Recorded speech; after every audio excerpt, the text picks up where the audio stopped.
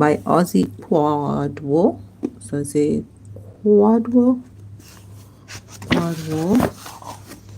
and I want to look at the composition, how they make up and how they do things, right? So the administrative hierarchy of the Asante Nation. As the Asante Nation grew powerful, it started with the Unity Plan, the objective of the founding fathers of the Union. The unity idea was crowned with the descent of the Golden Stool, which all of them vowed to protect and defend. The chief of Comanche state, on whose laps the Golden Stool descended, thus became the Asante Hini and the custodian, and was referred to as the occupant of the Golden Stool. The Asante Hini is assisted by the Amanhini, a paramount chiefs, example, the heads of the components of state and the Asante kingdom. Asante or the Ashanti? Asante kingdom. Each of the Amanhini is autonomous and is the ruler of his state.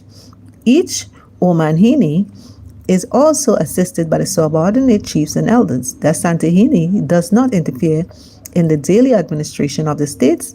He also comes in when there is a gross mismanagement of a state by an Omanhini, and when the case is reported to him by the kingmakers of the state for redress. In many cases, the kingmakers prefer disstoolment charges against erring paramount chiefs. In such a case, the Asante Hini appoints a panel to probe, and if the settlement is not reached and the chief is destooled, the Asante Hini only appoints one of the elders of the state to take charge until a new chief is installed. The post of the Omanhini is second in the hierarchy after the Asante Hini. The third in the hierarchy is often the Oberempon. Again, Oberempon, my apologies.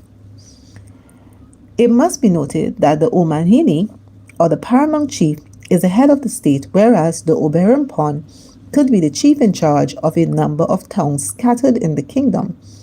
Example, Anantanhini, or the Gaimasini, whose head a number of towns at one area in the Mapong state. Again, my apologies for the mispronunciations of these words. I need to get back to my mother's town. I need to get back to our mother tongues because I'm struggling with this English, and I'm also struggling with, the language of my ancestors. So my apologies. Sad. The Oberempon could also be a chief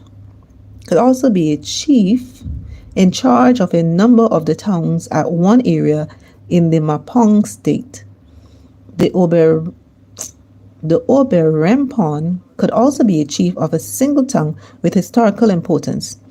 Such is the case as the Abrakaso in the Eduweso state of Baipoa and in Agona state. The next is the hierarchy is the post of the Odriko, or the chief of a town. The Odriko is the ruler of a single town or village. He ranks fourth in hierarchy. Every Odekro is helped to administer his town by his elders, known as the Mapanimfo of the town. The elders were selected from the individual families of the town. The post of an elder is the fifth in the administrative hierarchy. The elders are followed by the headman, the clans in the town. The headman of a clan is called the Abasapanin. The Abasapanin is followed by the house elder, the Efipanin. Each house elder rules over his household. One important thing to note is that each of the posts mentioned has its female counterpart. They are the Ohemana. No, sorry, again. Guys, you gotta help me with these pronunciation. I do apologize. And I apologize to my ancestors for not knowing the pronunciation of mother tongue. One important thing is to note is that each of the posts mentioned has a female counterpart. They are the Ohema or the Oba Panin, who rules with the kings, the chief, or the elders. The administrative setup of the Asante kingdom is the same as all in all Akan states.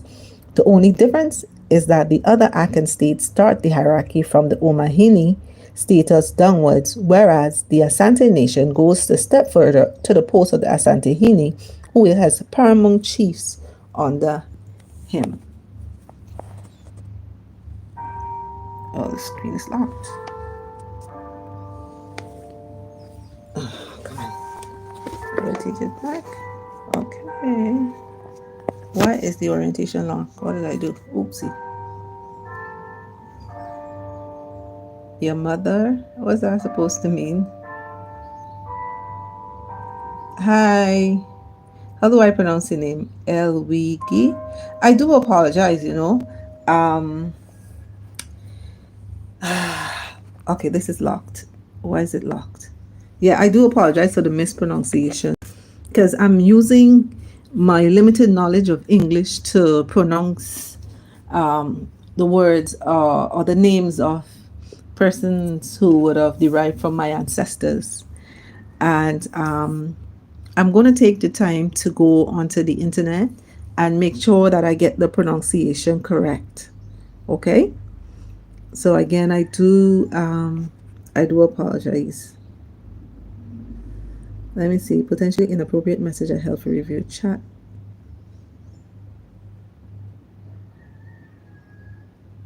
Okay. Yes. So guys, I'll talk to you later. This one is from the book of the it's an outline of the Asante history by Ozzy Quadwell. All right. This is going to be on my bucket list. I got to read these books. I got to read these books, right? I'm still working on the bookshelf. I'm almost there. It's all dusted and packed and everything. We have I still have twice as much to see how I can fit in there. So these are books by Caribbean authors right there. These are books by Barbadians or about Barbadians. These are basically things for students. Got a little, right? So I still got, I don't know where I'm going to pack the rest. I got just these two little spaces here. I keep stopping to say, oh yeah, I meant to read this and I meant to read that. So it's coming along nicely.